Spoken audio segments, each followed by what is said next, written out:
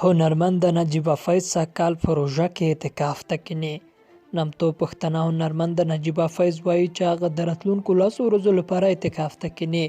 نو ښایي په دې روانو 10 ورځو کې له خپلو مینوالو سره په ټولنیزو رسنیو کې نه وي. نجیبه فیض په خپله رسمي فیسبوک پاڼه یوه ویډیو خپره کړې ده. ویلي دي چې دا ویډیو یې ځکه جوړه کړې ده چې هغه راتلونکي 10 ورځې اعتکاف ته کیني او له دې وروسته به یې ټولنیز رسنۍ هم بند وي.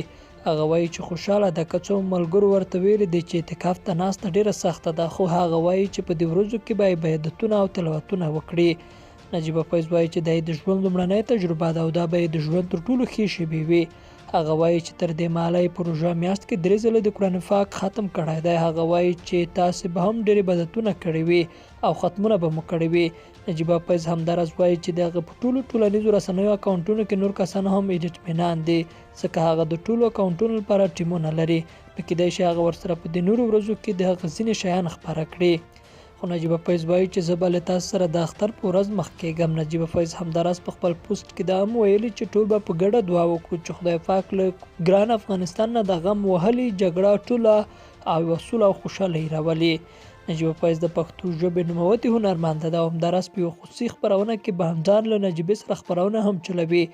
خو هغې دا نه دي ویلي چې هغه و چیرته ده، روژه چیرته تېروي او چیرته به اعتکاف ته کیني.